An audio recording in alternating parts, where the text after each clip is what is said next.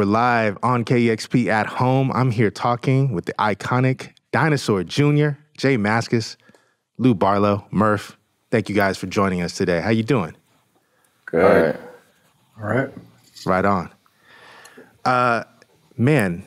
You just not too long ago released your 12th LP. Is it 12? Wow. Holy cow. Yeah, a dozen if it's not a baker's dozen. Sweep it into space. Yeah. You guys are in fantastic form. How has it been not immediately launching into tour life because of a global pandemic? It's pretty bad. Yeah. I could imagine. Yeah, I know you guys are real weird. road warriors.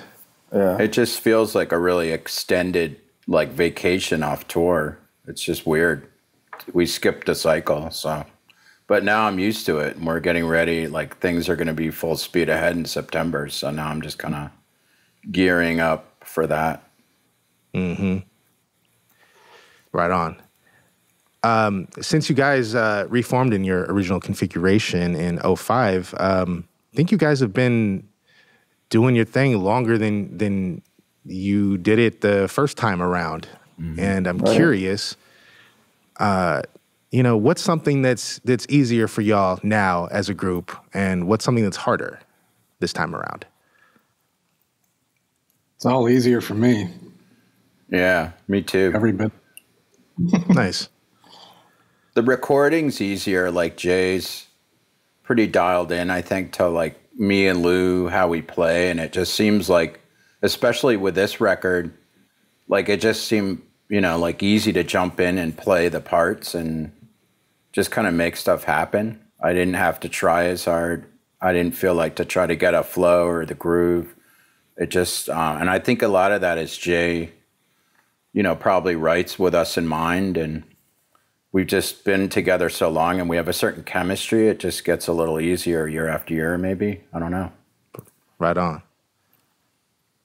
That dialed inness definitely comes across on Sweep It Into Space. Fantastic record. I saw that Jay, last time, I think that you were in this room, our friend Megan Jasper was here talking to you. One of the last times that you all were in our old space, Henry Rollins was with you, kind of doing the interview. I don't have any big guns with me. I was hoping I could get Kim Deal to help me out or something, but it's just me today. But that's why I wore the flag shirt. So I just want to ask, who's your favorite Black Flag vocalist? Dez. Solid. I second that. Murph. I don't know. I like Henry. All right. I always said it's a very personal choice. Well, there's a lot of good choices there, though. Yeah, I'm a fan of all the singers. Yeah, definitely. Yeah, right. They all brought something. Yeah. You guys are really noted for your loudness on stage. I'm curious, who's louder, you or My Bloody Valentine? You guys ever had I think My Bloody Valentine. I think. Yeah, I think My Bloody Valentine brings their own PA, which kicks it way over the top. I don't know about if without a PA, I'm not sure who's louder, but they have their PA, which is really sick, insane volume. So I think they can definitely win. I think we play our instruments a lot harder than they do, perhaps. Oh, yeah, for sure. Okay. So Gotcha. if you were just sort of sitting, just the force of the way we play is probably greater. But Gotcha. Yeah. Okay. I wonder if there was ever a loudness arms race going on. You ever have that with any other bands who you could just blow off stage? all the bands were loud back in the 80s. I don't remember. I mean, everybody just seemed unbelievable. I mean, I remember seeing the Descendants, and they were just absolutely ear splitting. And they were a pop punk band, Yeah, I don't think we were trying to be the loudest band or anything. It was just trying to make it sound good on stage, and then hopefully it translate to the audience. Kind of I guess I was inspired by Woodstock, seeing all these amps on stage and figuring it sounded good then. Why shouldn't it sound good now if we did that? Right. I know when we did the tour with My Bloody Valentine in the early 90s, I did notice like literally kids would come out after the show and they just looked totally like pummeled from two insanely loud bands. And they were just like, you could tell they were definitely looked a little more dazed than like the average, kid coming out of a show. Nice. Well, we have our sound guy, Noel Ford, he saw all the bands back in the 60s. He was a kid in the 60s. And he's just like, you guys aren't that loud. Vanilla Fudge were way louder than you guys. Yeah. Okay. C5. Like, all the bands where he's like, no, these bands were like, Yeah. it was loud. Or he said Canned Heat was really loud. He said Steve Miller was the loudest band he ever saw. Wow. Yeah. Okay. Yeah. I'm trying to imagine that. Yeah. Jet airliner at airline level. Right, right. I'm curious, how do you guys, is it a challenge to kind of keep your show fresh, to stay engaged? Are you doing different things than you did a couple of years ago, 20 years ago? I like the ritual of playing, so we don't have to really vary what we do too much. I like the predictability, to be honest, I just feel like every time we play, I can just absolutely throw myself into it and feel like I'm 18 years old again. That's awesome. Yeah. To me, the solos are always different. So that's what I consider, like the song is just like a vehicle for the solo. And that's how I express myself from night to night. Plus, like every record will choose, 5 or so songs, and some are, like with everyone, some translate live better than others. And I think we go with the songs that really, we're going to be able to really pack a punch behind. It's not going to be unsure. We're going to know that we can pull that off. And I think that has something to do with the consistency of just playing a good, hard, live, loud show. Yeah, having a new album means we have new songs to play. So that makes the set different and makes it feel different. I'm curious, I know you guys are all deep music people, obviously. If this is your 12th record, any 12th records out there jump out to you from any favorite bands? Maybe The Fall. I don't know what number their record was, but this one Fall record way down the line was my favorite Fall record. Nice. I think of people doing fantastic work at a dozen records, and I always think of maybe some of your Motown people, you know what I mean? That's probably when your Marvins and Stevies hit their stride, is around that. I would think Bill Callahan to me, yeah.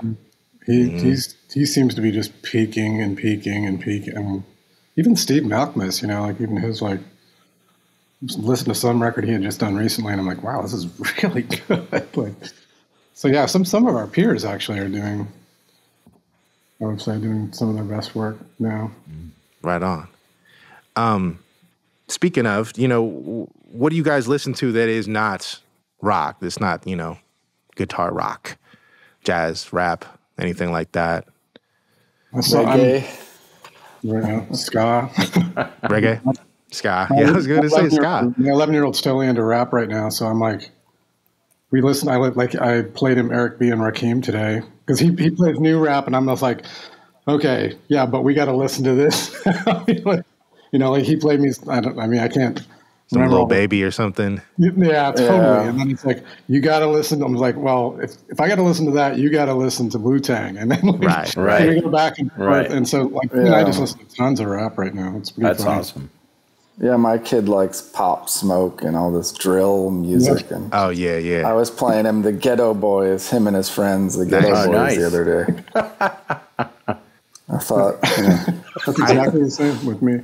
Right on. I knew you two had to be, because you got kids, and I was like, your kids are definitely playing some rap in the house.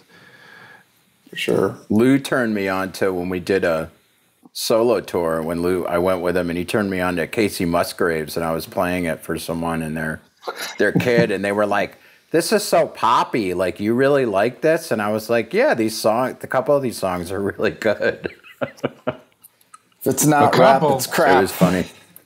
It's crap. that old chestnut, right? I love it. So I grew up on rap and lots of other stuff, but I first got into rock bands in the early 90s.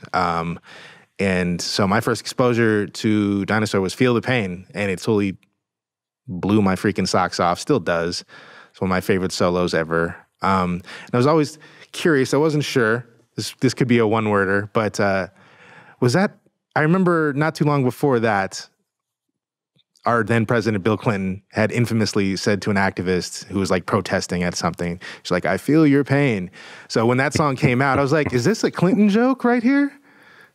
Is that a part of it? Okay. No, that'd Clinton. be great. He stole our line. Yeah. I was more of a Jimmy Carter guy, I guess. Okay.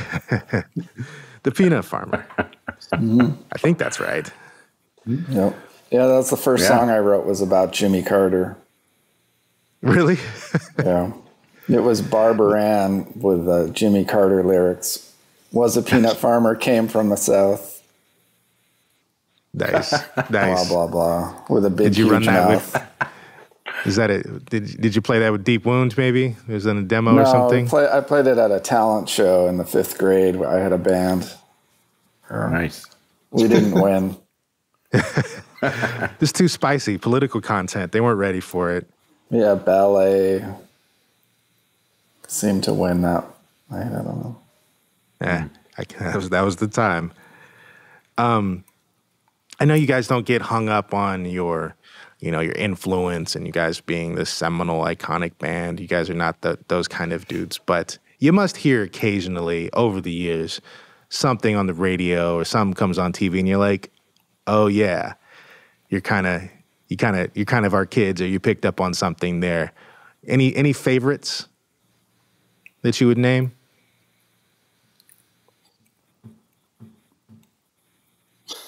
There were a lot of bands, when I wasn't in the band, in the 90s. Yeah, sure. One of the first bands I heard that I was like, oh my God, it's so died. Actually, the first time I heard when My Bloody Valentine really switched their sound, the first time I heard You Made Me Realize in a club when we were in the UK, I was like, oh my God, it sounds like, And then later, after I was out of the band in the early 90s, bands like Ride. Yeah. There was a band called the Night Blooms from Holland, and a band called Rain Sanction from Florida. Totally sounded like Dinosaur Jr. Early Afghan Wigs. When I wasn't in the, after I was out of the band, sort of as an outsider, I was like, I saw a lot. There was a real bump, especially in the early 90s. Yeah, for sure. I only noticed the Third Eye Blind song. Yeah. When they did Start Chopping. That's the only thing I ever noticed. When I was touring, did my stint with the Lemonheads, we did a couple of festivals. This is before the reunion, and we did some shows with Dave Grohl, Foo Fighters, and I remember we were all hanging out, and he was talking about Dino being his big, he was like, yeah, man, I rip you guys off all the time. And I thought that was really funny. Yeah. Right on. Good. I'm glad you guys heard that. I wasn't sure if that was one you would respond to. Jay, I've noticed you got a real singular style, man, like fashion-wise. I see you rock a lot of Mishka. You wear a lot of purple and green. I don't know if you guys are big comic book guys, but that's always like a supervillain palette. I'm just curious if that was nice. ever, yeah. You got any favorite supervillains or plans for world domination? I'm not sure. I'll have to think about that. All right, we'll come back on that sometime. I'll email you. All right. Lou, talk to me about Garden. That's one of my favorites on this new record. What are some of the themes there? I didn't think it was like a biblical allusion or anything. I'm just curious what you're talking about. I thought that whole 2019. I just thought things were kind of miserable. Leading into the election and stuff, and So yeah, I was just kind of wrote from that point, from that kind of thing. I just, you know, I had a lot of paranoia, a lot of fear that I was experiencing, and I just wrote the song out of that. And I wrote the song to be kind of more like I try to calm myself down, you know, in that song. And when I drive from my house down to Jay's house, there's a ton of, I just drive through farmland basically. And I was kind of looking for a lyrical hook in the song because I'd kind of done the verses and stuff. And I passed by this like community garden that said "Back to the Garden," like, and, you know, sort of his hand painted letters. And I'm like, "Back to the Garden." That's it. That's my hook. That's the hook.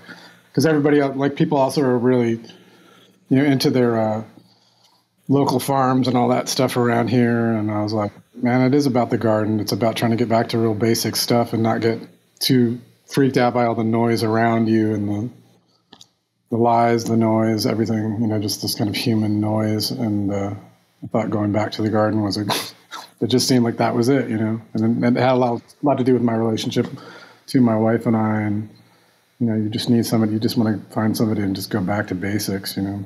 Mm-hmm. Right on.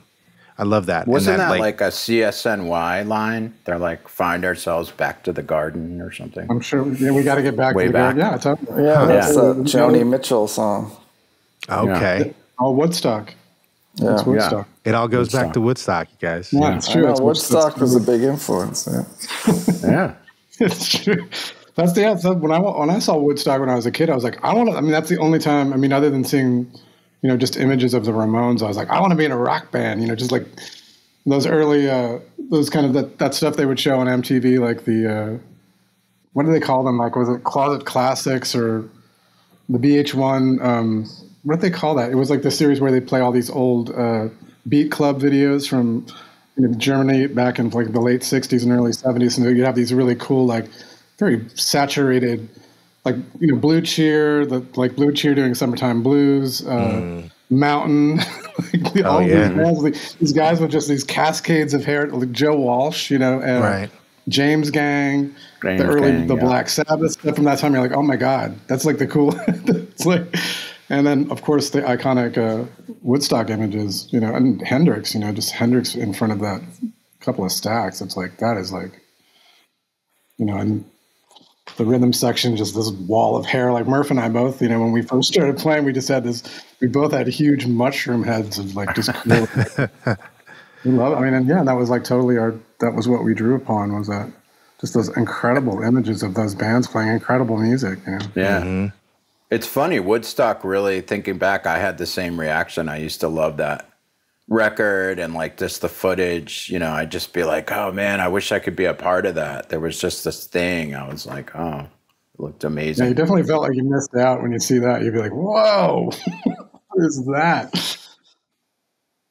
No, I feel that the force of those performances and, you know, seeing those stacks and just seeing the sweat flying off of them. I've read that maybe the hippie thing you weren't totally enamored of as young men, you know. Oh, well, yeah, we grew up in a hippie town, so we had to rebel against that a little bit. You know?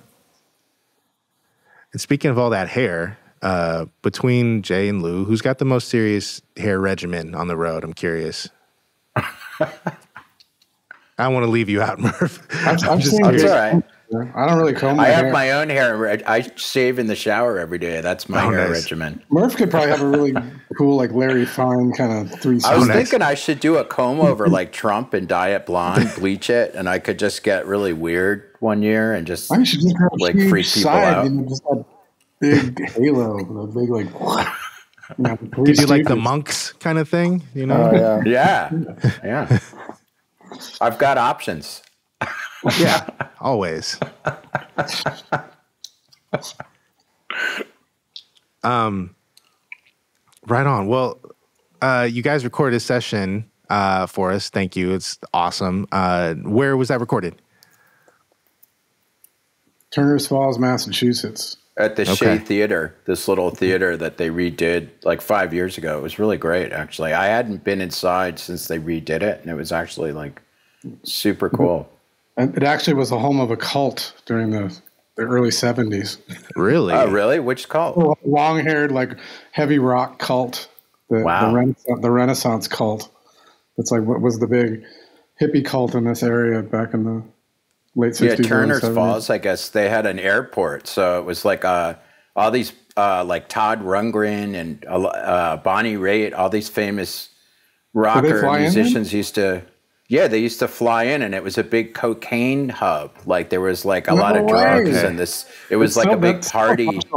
My buddy was telling him about like, oh yeah, man, Turner's in the airport, in the 60s and 70s. That was the thing. And I was like, so it would make sense. They were flying that it in.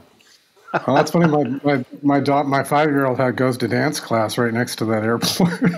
It's a little bit more wholesome now. It's a bit more. I heard they have the most bars per person in America. It's like they did. No. Yeah. Hell of a distinction. I love it. They got a good skate park now. Skate park. Yeah, I wish that was there when I was a kid. That is awesome. Yeah. Anybody still skating? I'm watching skate. My 11-year-old started skating, so all I do, I spend like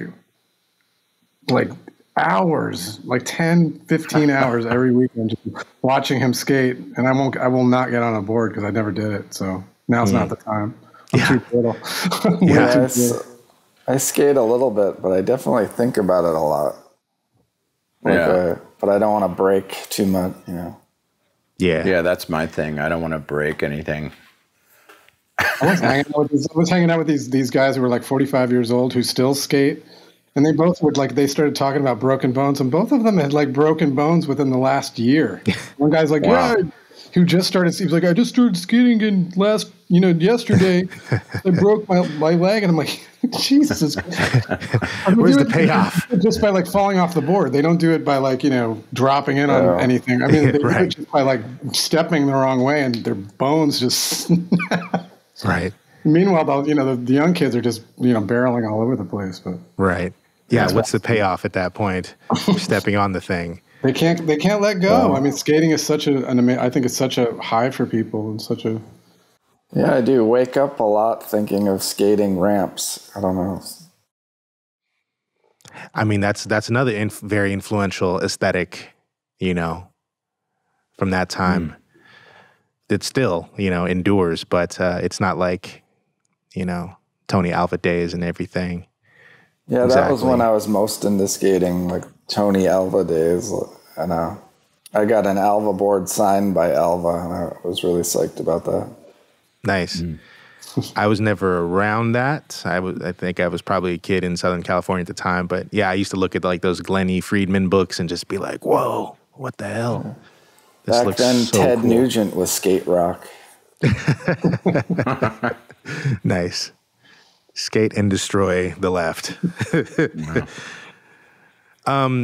Jay, you're out in Berlin. Are you living out there? No, my wife's from here, so we visit. It's the first time I've visited since the pandemic, but we come out here every year to visit family and stuff. Excellent.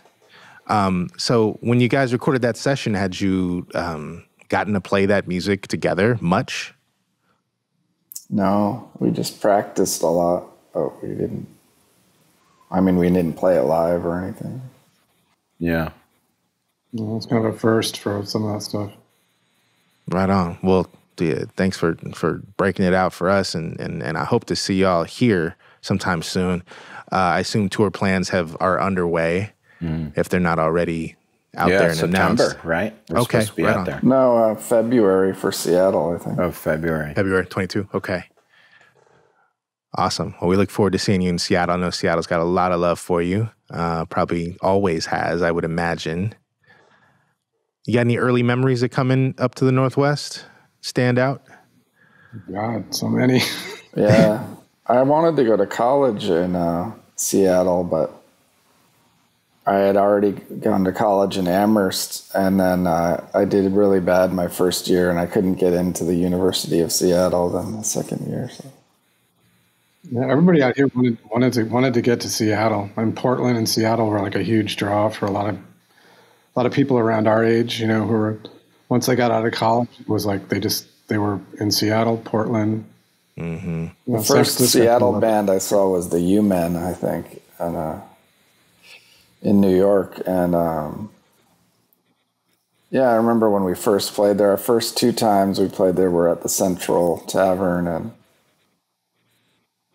a lot of people were there who we ended up knowing later, and did a lot of bands. There was like a lot of the rockers, like the first time we played there, they just like swarmed to Jay's side of the stage and were just staring at his pedals. Oh yeah. And we kind of knew, we knew that like Sub Pop, we knew the early Sub Pop singles and all that stuff. And I was like, oh man, that was probably the guys from Mudhoney. Oh man. I just remember being really like, I was always more starstruck by being in Seattle than it was like a reverse situation. Like I felt like a fan coming to like and at that point, it was actually the bands that Green River and just those they were like, the bands that just grew out their hair and, did the Woodstock thing, they were, right.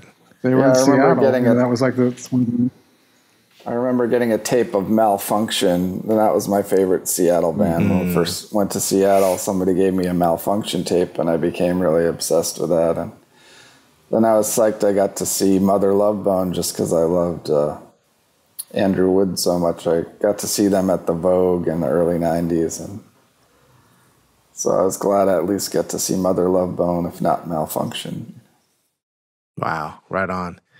Not a Seattle band, but did you guys ever catch the Wipers? Yeah. No.